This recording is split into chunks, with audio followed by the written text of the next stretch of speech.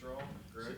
I'll start with, I mean, does it feel like you've been here a long time? I mean, there are not many guys that have been here longer than you, a couple, but Yeah. do you feel like a veteran now? Yeah, no, for sure. I mean, obviously, with new coaching staff and everything, it feels new and it feels fresh, but obviously I'm still in the same place and everything's familiar. So I definitely feel like a leader now and a veteran guy, and being here for so long and kind of understanding how things work, it does help. And having so many new guys come in, I think it's been helpful. So yeah, I think being here for so long and kind of understanding it has been helpful. Our ignorance is like, okay, punt the football, doesn't change, doesn't matter who the coach is, scheme. But I'm sure there are changes. Are there changes in what they're asking you to do? Yeah, no, for sure. Obviously, up until this point, I'd been mostly Australian-style punting and, rolling out of the pocket and things like that. But we've transitioned to more spirals, traditional style punting and stuff, which I've really enjoyed. It's been something that I've wanted to do for a long time, and I've put a lot of work into it this off-season, and it's something I've gotten really comfortable with now, to the point where I feel like I'm probably at the most dynamic I've been since I've been here. So I think that having the new staff come in and kind of introduce that and want that to happen is something that's been good for myself. Yeah. First interaction with Rich, and then your realization that this staff's going to be a little different than the old staff. First interaction was after the bowl game. When we got back, I wanted to, obviously meet him and kind of get a feel for what he wanted to do and what he's all about and everything. And had a good conversation with him after the bowl game and enjoyed it. So I thought, sticking around for the spring and seeing how everyone interacts and how the coaching staff's gonna introduce their culture. And I think it's been really good, and they've done a really good job of making sure that the culture's clear and everyone has to stick to the culture in order for it to be successful. So I've enjoyed it so far. I think it's going to be successful, and just looking forward to keeping it moving. The mechanics of practices and so forth. Yeah, completely different. I think I've seen a quote from Coach Rodriguez saying, we squeeze in 5 hours worth of practice into 2 hours, and he's not lying when he says that. So it's everything's moving really, really quickly, and if you're not up to speed and you're not moving at the speed that you need to be, then you're going to fall behind. It's not as common with punters, but it almost sounds like you were, which would be fair, you were kind of in a wait-and-see attitude on whether or not you maybe would transfer. You wanted to see it get underway in the spring. Is that fair to characterize? Obviously with the new coaching staff coming in, it was nerve-wracking, and it wasn't so much a panic thing. It was more so just kind of wanting to meet people and see what was going to happen with the program, because obviously it's a massive change. But it wasn't anything like I was panicking about getting in the portal or something like that. I just kind of wanted to, stick around, meet people, see what the culture was going to be like and what my role was going to be, and if I was going to be, a fit that they wanted to keep around as well. Because obviously there's a possibility that, he could have seen my 3 years here and said, we don't want to roll out punter, but he gave me the chance to stick around and show them that I can spiral and fit within their scheme as well. So I think that was a big part of it too. Follow-up that, you've been Big 12 Special Teams Player of the Week, things like that. You've had accolades, but he wasn't coaching in this conference.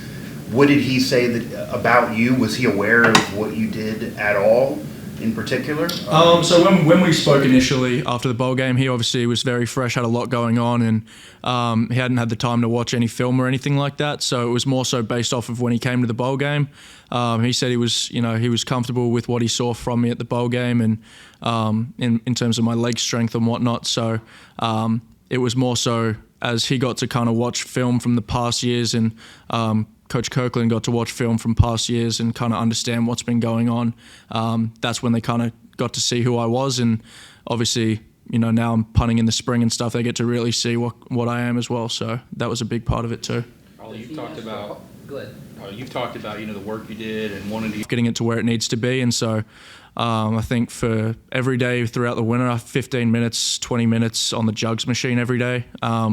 So just kind of doing that, molding the football, putting in extra work with, I went down and trained in Nashville with 2 NFL guys on spring break. So just kind of learning from, people that have done it well at a high level, and just improving on the small things as well.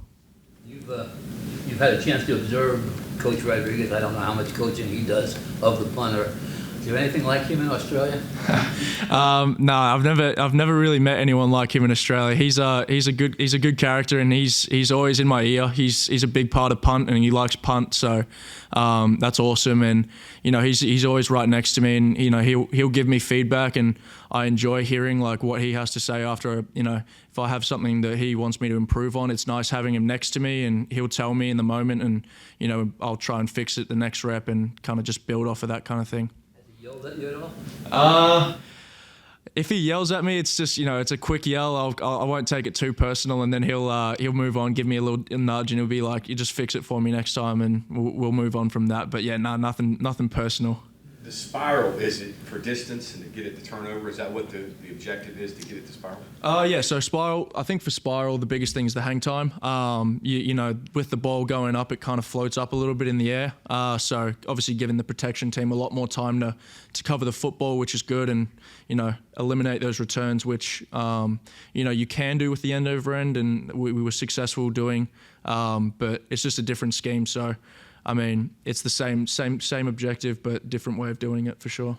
We were talking to Pat Kirkland the other day, and he made the comment that his goal isn't to lead the conference in kicking it's to lead the conference in wins. Mm-hmm. That's kind of the approach to that. To speak to that a little bit.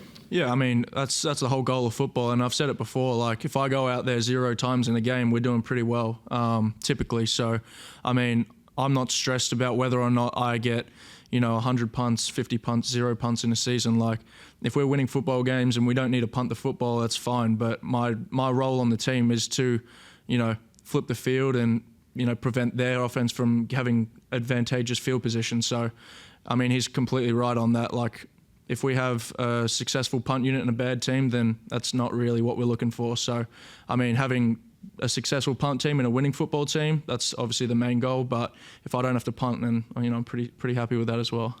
You do a lot without Austin Brinkman, and how's McGuire doing? Yeah. So I've been in contact with Austin Brinkman. He's been around, obviously getting ready for the next step in his journey, and he's been doing really well and putting a lot of work into himself. And he was obviously one of a kind of guy, self-taught, and now he's, giving himself a really good shot at getting to the NFL. And Maguire's done a phenomenal job of, stepping up, and he's gotten his opportunity and he's really taking it. So I'm proud of the way that he's, learned from Austin over the, 3 years that he had with him. And he's been really consistent. And I think that was a big thing for him, was just being consistent, because he could always do it. It was more so the fact of, doing it every single day over multiple practices, and he's done a really, really good job of that. You holding as well? Yeah, Placements? yep, holding this year. So I was the backup last year and could do it if needed, but this year I'm taking the holding responsibility. So there's probably something you never did. Certainly in Australia. When did you first pick that up, and how hard was it initially? I assume you've gotten much better over time. Yeah, for sure. We practice it in Australia, and like a lot of things with the training in Australia, you don't have a long snapper there, so it's completely different catching a hand snap versus catching a snapper throwing it to you. So it's something that I practiced a little bit in Australia and refined, but it's something that I've put a lot of work in over the past 3 years, because obviously you want to be on the field as much as possible in those big moments, and a game-winning field goal could be the difference. And so being out there for that kind of thing would be awesome. But yeah, I've done a lot of work over it the past 3 years for sure. Oh yeah, most definitely. There's so many intricacies to the holding game that only specialists and special teams coaches really notice. So it's definitely a detailed but a forgotten about role for sure. Thank you, Alan. No worries. Appreciate it, guys.